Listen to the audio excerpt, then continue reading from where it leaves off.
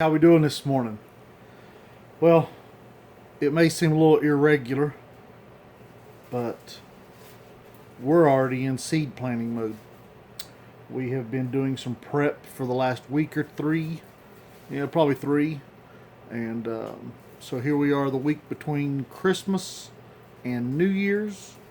Um, so we are starting to plant our hot pepper seeds.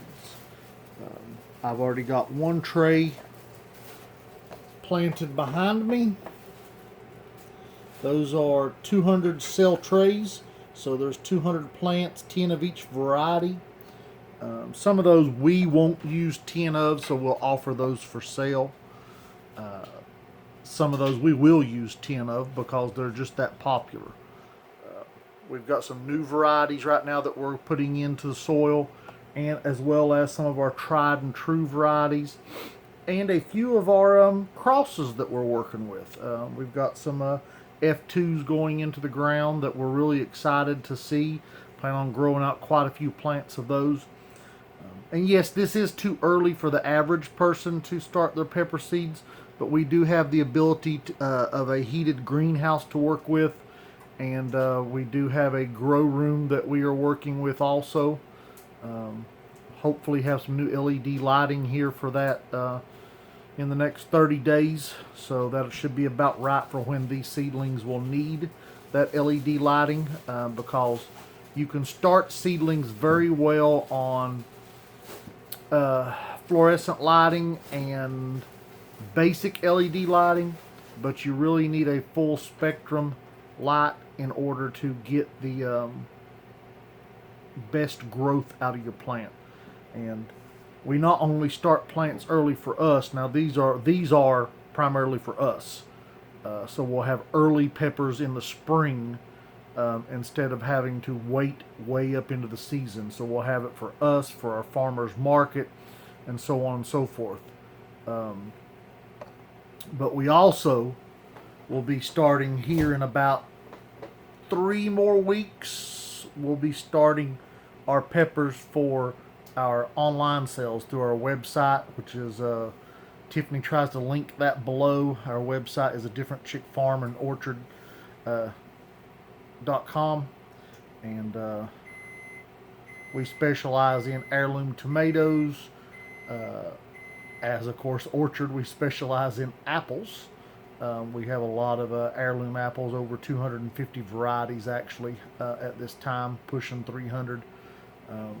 Hope our end goal is about 450 varieties on the farm. For anybody that doesn't know, we're just a small farm. We're almost what you'd call a hobby farm, but we do earn a living at this.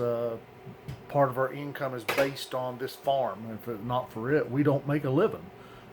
But this farm, we're just under 6 acres. Originally it was just over 6 acres. The city bought a strip across the front for sidewalk project. I'd rather have the property than the sidewalk, but that's the way it goes. We are in the city. Originally this property was 3/4 in the county and 1/4 in the city. Now we're all in the city. They've annexed it and taken it. So works out great for us. We're close to the city. We're close to our two local farmers markets. No big drive time like some people have for the farmers market. We can sell right off the farm, get business off the farm. But anyway, that's enough of that. Let's get back to, I'm going to show you some basic instructions on how to plant your seeds. Show you what we're working with currently. Now, a seed starting mix, a germination mix, a seed starting mix is ideal. That would be the perfect situation. But it's currently behind the barn, and I didn't want to walk up there and get it this morning. So I do with my seed starting mix a little different. I usually do potting mix. We use a organic potting mix. Any organic potting mix will work. We use Daddy Pete's. But we start with the potting soil in the bottom of the seed tray, and then we move to a germination mix in just like the top 1/2 inch, 1/4 inch of the seed tray. I have found that this not only helps, that it don't help the germination, changes not the germination rate, but it helps the seedling to grow.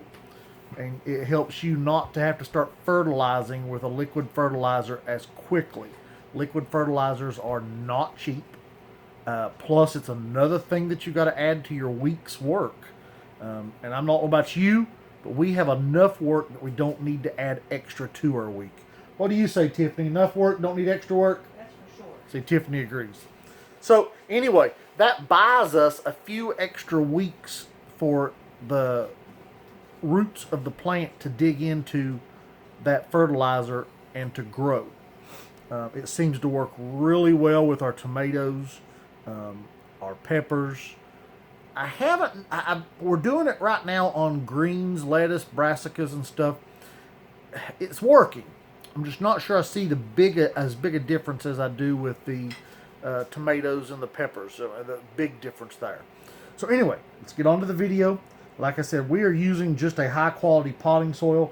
It adds a little bit of work to this since I don't have the germination mix on top, because I have to pick out a little bit of this big bulky stuff that comes in the potting mix. But anyway, I'm going to try to get you on the table to where you can see this, so bear with me.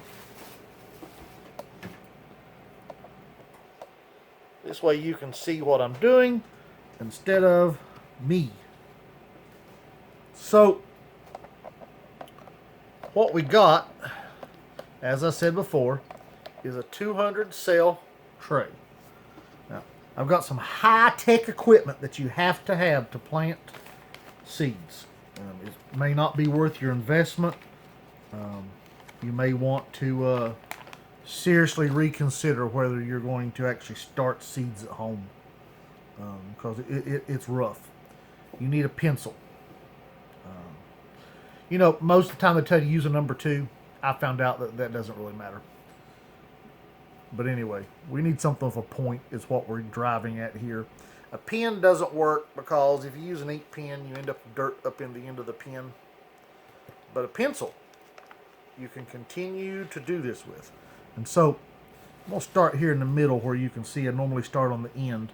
But I take the pencil and I just poke me a small hole. You don't want a deep hole. I go for about 1/4 of an inch, 3/8 of an inch, about the tip of my pencil. There's what I'm going in the soil up to the green color.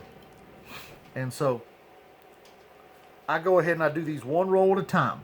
And the reason I don't poke the whole tray, 2 reasons technically. One reason I don't poke the whole tray is that the soil tends to sometimes fall back in on itself and you got to do the same job twice. But the big reason I don't poke the whole tray is by doing one row at a time, I ensure that I don't put the seeds in the wrong row. Because after you've done lots and lots of these, you start to run together on what you've done. Now, you'll see this is a Baker Creek package, and that's who these datil pepper seeds originally came from for us. But these are not Baker Creek seeds. These are our seeds that we have stuck back in this package.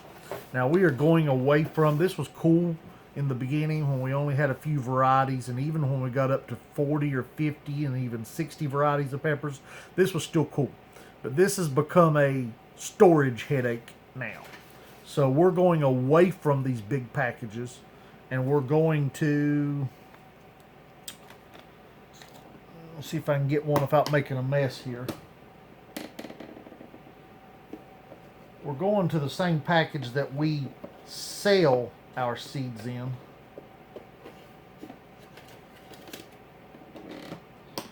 Which is these. This is basically a coin envelope. But we can put our sticker on it.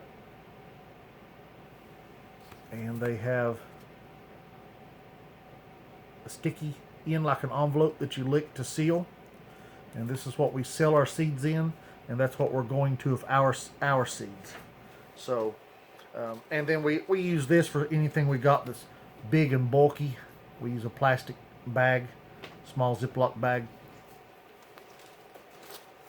So anyway, get our datil seeds. We'll open the bag carefully. This is the only thing about these plastic bags is you got to be careful. They'll shoot out of your hand, and then you get a seed mess. So I'm just going to shake out enough to do 10 spots. Now, I use this also as a germination test. So, 1 seed per hole. 1, 2, 3, 4, 5, 6, 7, 8, 9, and 10. So, there will just be 1 roll of each for right now. The reason for that is these are early plants for us. Now, the teals are very popular, and we love them too. They're great in salsa. They're just a great pepper. But if we do just the 1 roll, 10 plants is not too much to deal with this early on. 5 might be more ideal, but since the trays are laid out the way they are, it's easier just to do 10. We used to split them, do a half a roll. It's not worth the effort. So, oh yeah, this is I already put my teal tag in. This is the tags that we use. My next one's going to be, as you can see, a Fatali. We use these tags with a Sharpie Industrial. According to Sharpie, it says super permanent ink, and we contacted Sharpie. This is the most durable, fade resistant marker they have. Now, the best thing to use is a plant label marker. But I'll just tell you, they're not cheap, and I don't find them worth the expense. Once again, it's a Baker Creek package. Nope, sorry. That one's a Seed Savers Exchange package. But it's our seeds. We do still buy some seeds, and we bought several seeds this year because we don't save seeds for every variety we've got. It just doesn't work out that way. We wish we did. And we also sometimes have to add new seeds, which we did this year. We have actually doubled our varieties of peppers that we are growing. The customers want them. They want the peppers. They want the varieties. And so we're giving them to them. Now you saw what I did there. I got the seeds out before I poked the holes. Not a big deal. 1, 2.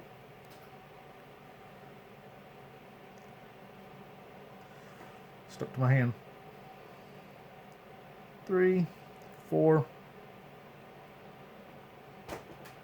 5, 6, 7,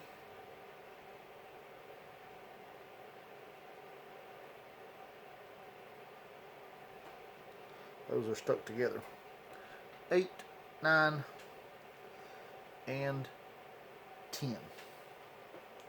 So, now I said earlier, sorry, excuse me, I use this as a germination test. In case you don't know what a germination test is, from year to year, you have a different amount of seeds that will germinate.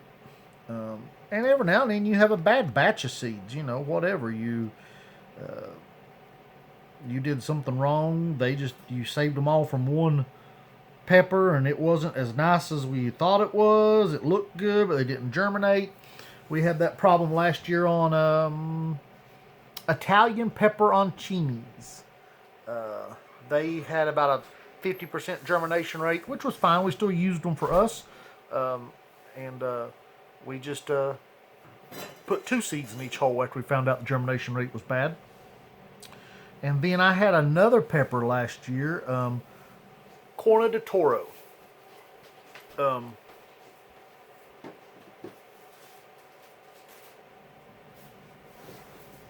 We had a almost zero germination rate, which this was weird. On the first 3 trays, it was horrible. Same seeds, same package, same mix, and then all of a sudden, they started growing. Have no idea what went wrong. Still to this day, couldn't tell you what went wrong. But we ended up having plenty of corned toros. It just was weird. So anyway, by doing a germination rate, we know if we got good seeds or bad seeds. And since we sell to customers, that's very important because we want to know that what we're selling is good. That way, if you have a bad experience, we know if it was our seeds, which won't be because we test the germination, but we want to know that if there's a chance that it was our seeds. So if we do our job before we sell them to you, and we grow every seed we sell. If we sell a seed to you from a Tasmanian habanero, it has been put in soil and it has had a germination test on that batch of seeds. And so we make sure, just like on the corned toros last year, I didn't sell any of those because of the spotty germination, and then the germination went to almost 100%. That being said, no doubt it was something in the way I was growing that particular seed that the first round the first rounds either got too hot or too cold. Something went wrong because all of a sudden you go to a 90% germination rate. You know, you did something wrong. And as many years as I've done this, obviously I fouled something up. But anyway, I think that's y'all understand how to save seeds at this point. Let's do one more. So we'll poke our holes first. Like I said, right around 1/4 to 3/8 deep. You can actually go a little shallower, but if your seed is strong, 1/4 to 3/8 works well. So now we will move on to something a little bit more exciting. Let's do a Brazilian starfish. Now these Brazilian starfish was new for us this year, wasn't they, Tiffany? Yep. This is our first So year. the Brazilian starfish, this was our first year growing them. And I have to say, we all have been quite happy with this little pepper. So happy that we have sourced, this one's a red variety, by the way, but we were so happy with it that we have sourced a yellow variety that we will be growing this year. Unfortunately, I won't have seeds available until next season, so because I have to grow them out and save the seeds. Now, most of our seeds are open pollinated. Now, open pollinated, you can do an isolated open pollinated, or you can do open pollinated, or you can do isolated.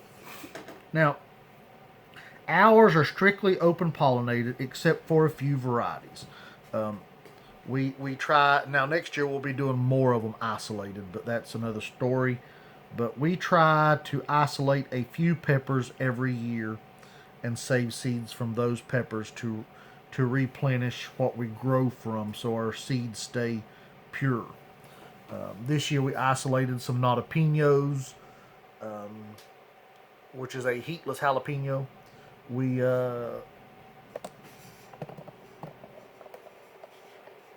also isolated, trying to get y'all where you can see. Sorry about that. My apologies. That ain't gonna work. Let's move the camera. We also isolated some lemon drops, some yellow reapers, some ahi pineapples, serrano peppers, purple cayennes, some buena mulatas.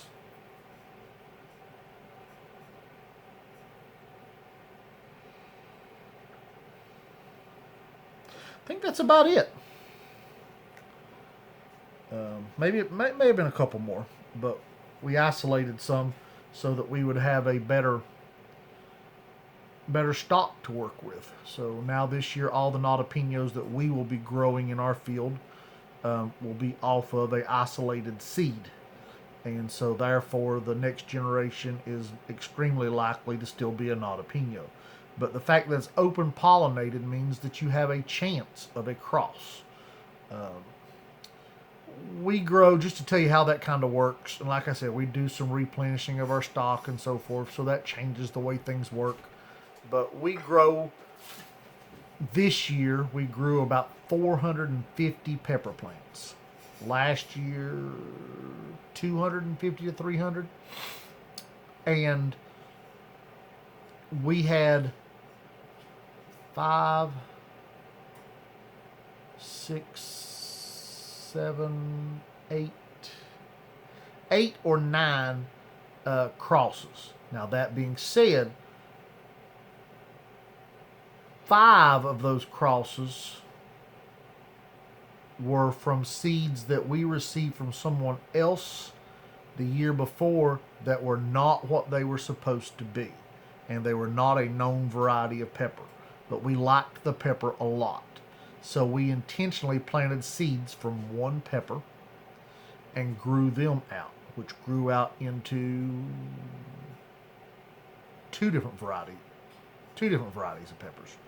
We also had a small reaper, Carolina Reaper, one small reaper on a plant that was heatless. Fluke, apparently. But anyway, we planted those reaper seeds out of that one reaper. We ended up with 8 plants, and 6 of which, I think 7 of which ended up in the garden. And 4 of those all turned out to be what you would call a kicked up shishito. The pepper looked identical to a shishito, maybe a half inch shorter, but it looked identical to a shishito, ripened from green to red like a shishito, but it had more the heat, almost cayenne level, not quite. If you ever eat an orange spice jalapeno, that's about how hot it was, which is about 3 times the heat of a regular jalapeno, 4 times, 5 times.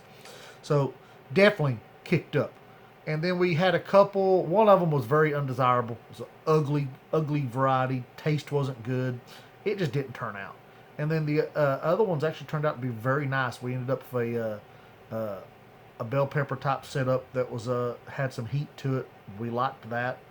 So it's pretty cool to grow out crosses and have fun with it. What else is gardening if it's not to feed yourself and to have fun? Because it's sure work. So you need to have fun with what you're doing so that you can enjoy it. And so we enjoy the occasional cross. So that being said, there was only 3 of ours that turned out to be crosses. We had a red Trinidad Scorpion that produced an ají dulce type pepper, but with about 3 times the heat. So nothing special. It just looked like an ají dulce and had more heat. And we had 2 plants that did that out of all of them. So, sorry, no, red 7 pots. It was 2 red 7 pots that did that. So, obviously we had a cross. And then we had a unknown cross that we called Strawberry Kiss. That was absolutely probably the favorite pepper on the farm this year. Customers loved it. We loved it so much that we're growing out probably 30 plants to plant this year from it to see if we can get any stabilization in it. We called it Strawberry Kiss because it's about the size of a Hershey Kiss, but it is a strawberry red color. Ripens from green to red. Heat was flawless for everyday eating. It was a mild to medium pepper. Probably more lean towards medium. It wasn't quite habanero level, but it was venturing there. I would speculate it's something in the 80 to 120,000 Schofield range. Hot enough that you get your attention. Great in salsa. Make amazing chili flakes and powder. We did powder out of it and chili flakes out of it, and it was amazing. But so we liked it. So we're going, and it produced like crazy. We only had one plant, and it absolutely laid down the fruit. It was impressive. So not all crosses are bad, but sometimes you don't want a cross. If you've got something rare, like I've got several this year that we're working with that I won't be able to replace seeds with very easily. So was lucky to get seeds the first time. So I'll do some isolating. We've got 6 acres, so we got the ability to do some partial isolating. I will plant some peppers, one variety on one end of the farm, and another variety on another corner of the farm, and another variety on another corner of the farm, and plant some in our orchard, and baby those so that we can isolate those peppers. And obviously, we're going to be growing 180, 200 varieties of peppers. I can't isolate them all. So we won't. We will isolate what we can. Now we can also do some isolation with by bagging the flower pod before it opens. You've got to catch it before it opens. If it's opened, you've waited too long. So, and I've got a video on that. If you want to look back at our videos, I've got a video on using bags to isolate peppers. And that's some of what we did this year. We did some isolation of peppers with the bags.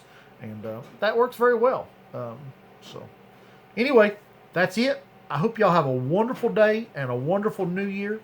And we'll see you later. Thank you. God bless.